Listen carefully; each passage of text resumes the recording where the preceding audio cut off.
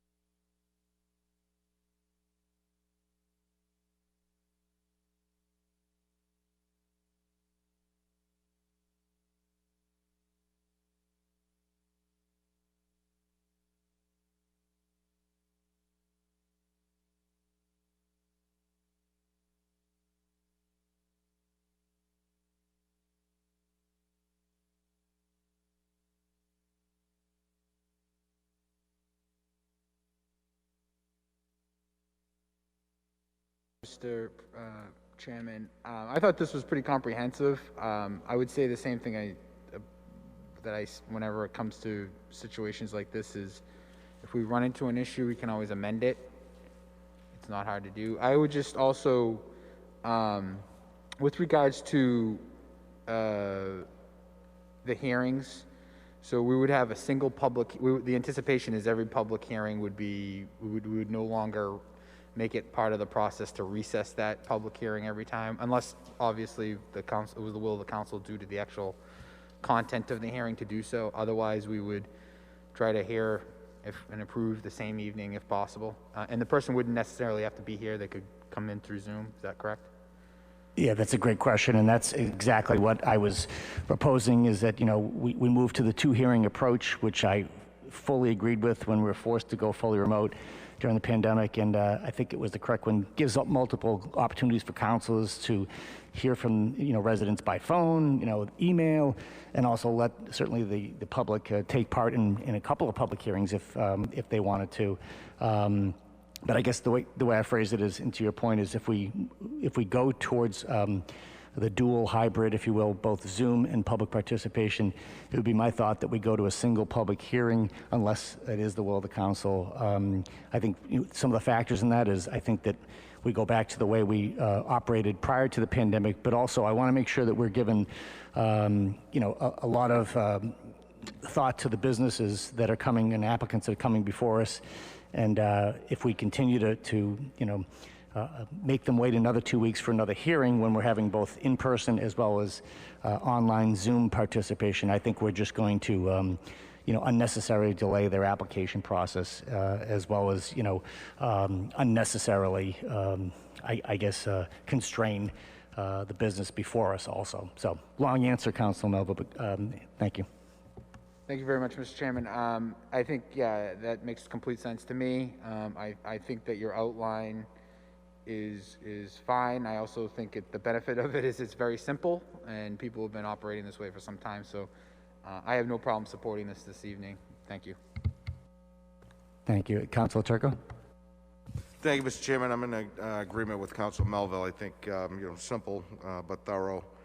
May 13th would be a great day to have the public back in for city council meetings with us. The only thing I don't see addressed here is seating for the public, and I know there was talk about possibly us going up on the stage, which I really wouldn't be in favor of.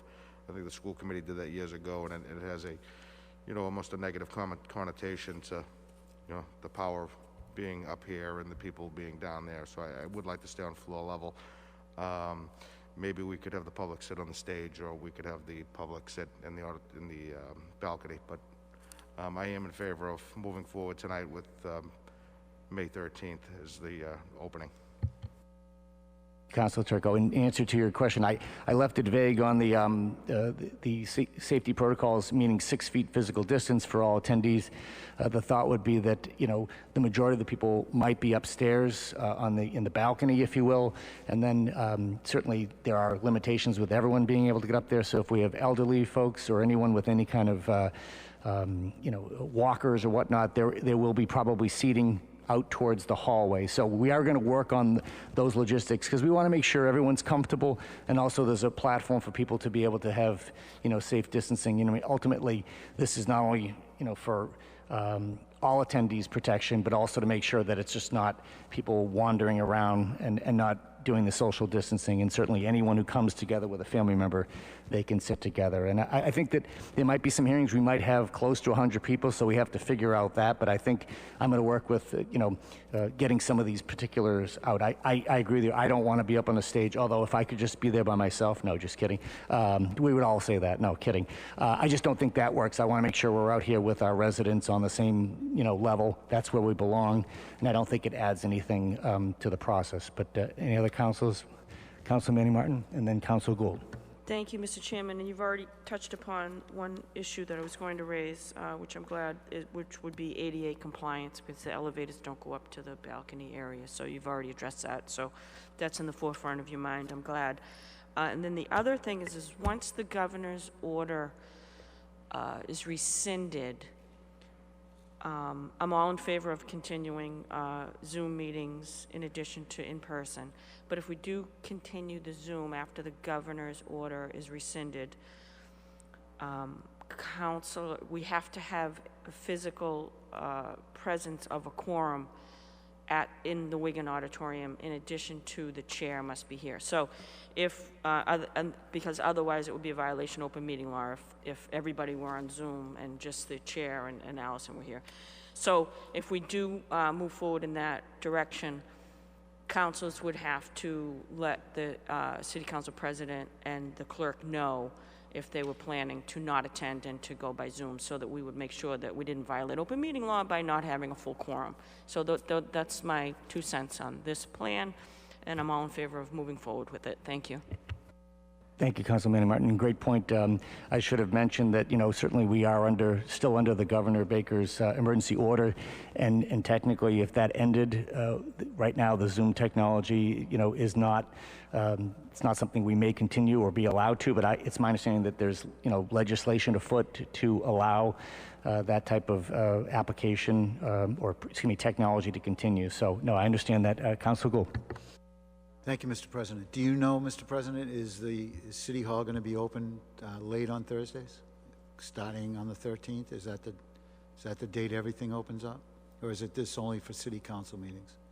This is, we're only discussing city council meetings at this time. I don't believe there's a plan afoot to lengthen Thursday hours as they used to, but I also, I'm not going to step into that lane. This is only for city council meetings.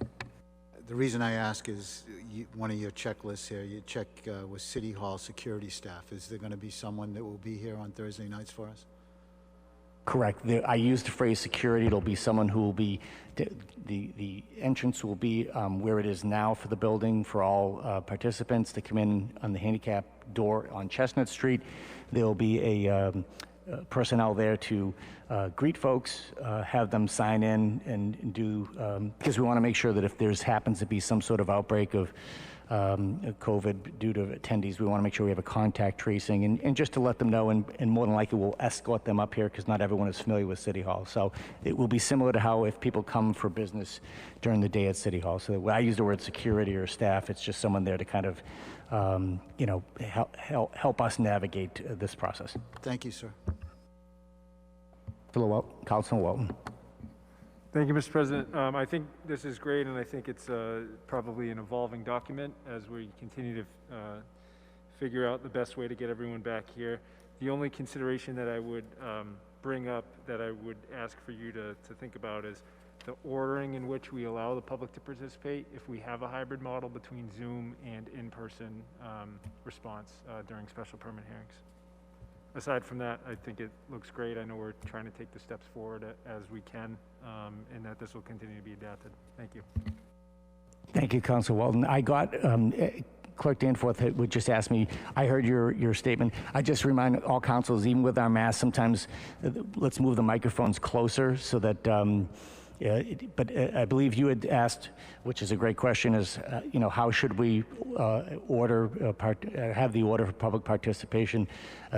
I'll throw it out there that if someone is here, that we should probably try to start with those folks that are here in the building, but I'm open to suggestions. I don't want to make it feel that people have to come down here to have their voices heard. I just want to make sure that everyone has the ability to do that. But there are certain logistics that aren't here, and I think as we move closer to that date, we will have that refined because it's important and we don't want to just have a Wild West. Thank you. Councilman McGinn. Thank you, Mr. President. I'm also supportive of moving forward under these guidelines. Just one thing that dropped off the list from an earlier version that was circulated, that was dated March 25th, was the, I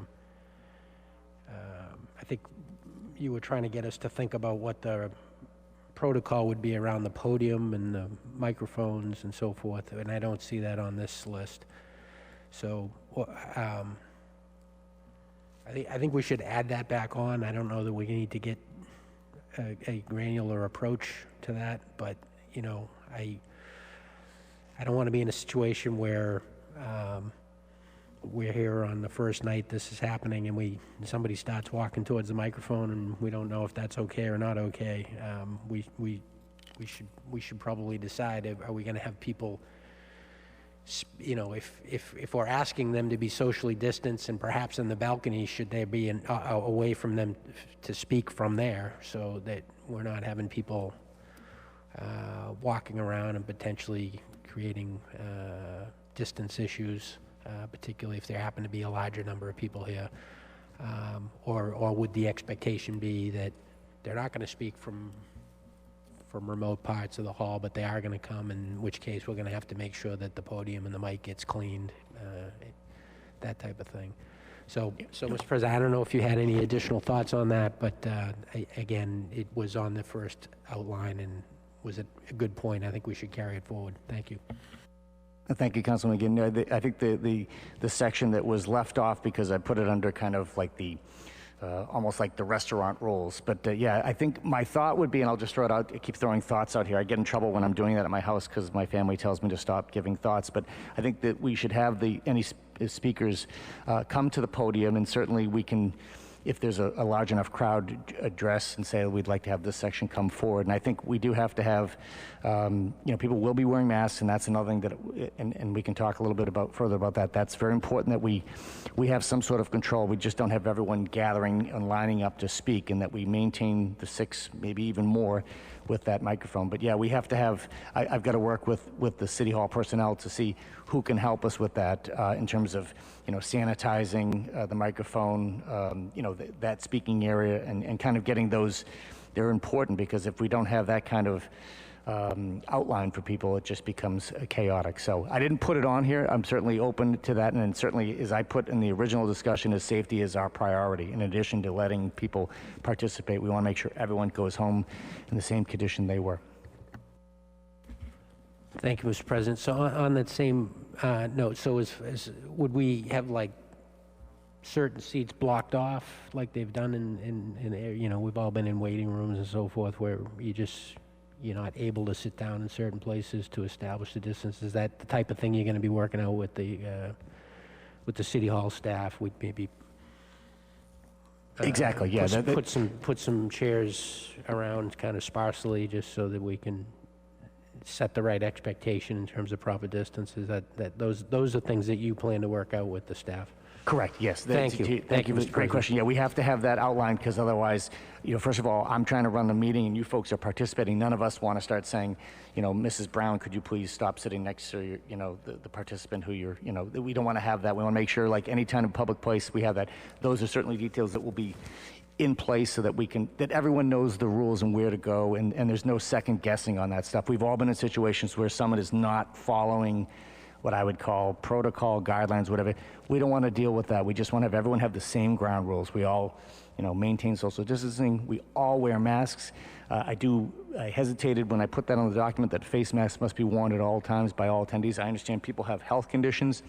It would be my thought that if someone is unable to wear a mask because of a medical condition, that they participate remotely, because it's just going to get too difficult trying to figure out, you know, I'm not wearing a mask because it's my belief that I don't need to wear one, and I just don't want to be in the position of policing that. So long answer to that again, but it is important. We will have this outline where people should be sitting and marking the areas where they cannot sit. So thank you. Councilor Sasslaw.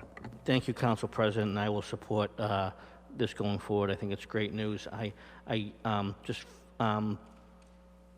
Actually, before I forget, you might want to make a note. I would definitely recommend that the City Hall agendas be printed and some left upstairs, so that sometimes people can follow the meeting. If we have 5 or 6 special hearings, they can keep track, because some of them might have to come downstairs, so they'll know when the special permit hearing is going to happen. So put agendas upstairs and downstairs. And as Council McGinn alluded to, I know you talked about maybe in the hall, but from what I've heard, you are amenable to actually having chairs in the very back here, socially distanced, so that some people who cannot go upstairs can use the chairs here. I heard that something that you'll work on with the staff. I did not speak about being on the floor. Obviously, we have limited space down here, so obviously I want to be, it's not just my decision. We got to make sure that the people who are, take care of City Hall. But the thought would be is, we've got to have a framework, but I want the City Hall personnel who've been doing this to help us make sure that we set ground rules. I don't think we'll have people, my concern about having participants or the public on the floor is that when we have the situation where people might be having sidebars, and then we have the whole breakdown of the social distancing. That's just my initial concern if we're close. I don't want to keep participants in public away from us. I just want to make sure that we kind of set up the social distancing. So that has to be further worked out, and certainly I understand that, and that's part of it is to try to figure out. But we do have to have areas where we want the public to sit, and I'd rather, I don't know if it makes sense to have people on the floor right next to us at this time. And I hear you. My only concern is if you put them behind the screen, can they hear? But I'm going to leave that to you. But I do think if they're against the heaters and they're socially distanced and I'm not talking anywhere near the chairs we had, but literally maybe 10 on each side of 12, that might work. But I'm going to leave that to you, but I do think it's something that you might want to consider. Also, just for a point of information, I do want to make sure I do understand correctly, as we are going back to just the one meeting, and we are going to go to, we're still going to keep Zoom in process. So if a council cannot make the meeting, they can't participate 100% via the Zoom model like we have today. Is that correct? If a council, what we've been doing is if a council cannot participate, we have a second meeting. So there is that potential. I guess the council has to decide. I want to make sure that we don't have, at the end of the day, logistically, I don't want to have a situation where an applicant feels that they were not given a full hearing. And so my concern is if we do have, it could open us up to litigation if we rule against someone. So my thought would be that if all councilors, or just the initial thought is all councilors are in the building, then we would have a single hearing. I think it will run against the thought that we do not have councilors in person and we're having a single hearing. That's just my thought in avoiding any kind of allegations that we're not allowing due process. And I did miss this at the beginning, so I'm glad you stated that. So, okay, so your thought is if a council cannot be here, they can't participate hybrid, but then at that point you think that we should go to a 2 meeting for a special permit, and that's fine. I just want to make sure I understand it. Sorry, just to clarify, the point was that they were not attending at all or actually participating via Zoom? So my question is this.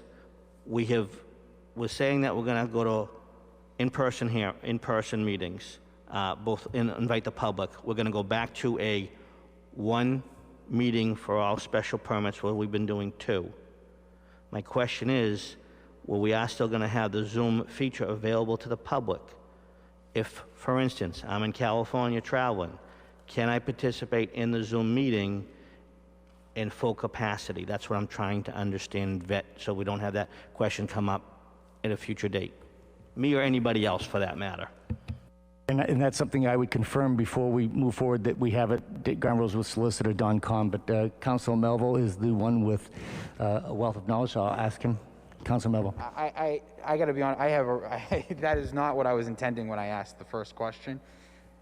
We don't want to complicate this anymore, so if a councilor is on a business trip, we don't want to have that have a negative effect on and add an extra hearing to a petitioner.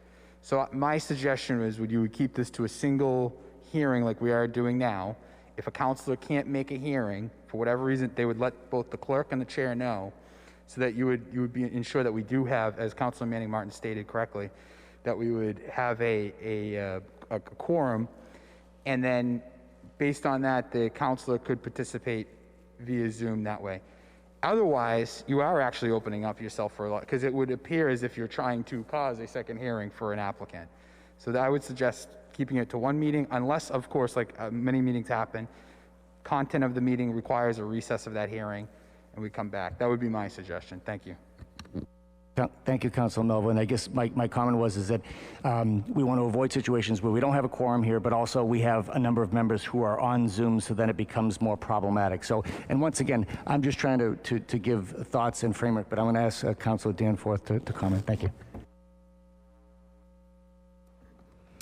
Councilor Sasslaw, right now, we're operating under the governor's order. As soon as the governor's order expires, you may not be able to attend via Zoom. However, I understand there is a movement afoot to have this permanently as an option, but it may not happen. So you can attend via Zoom until the order expires at this point.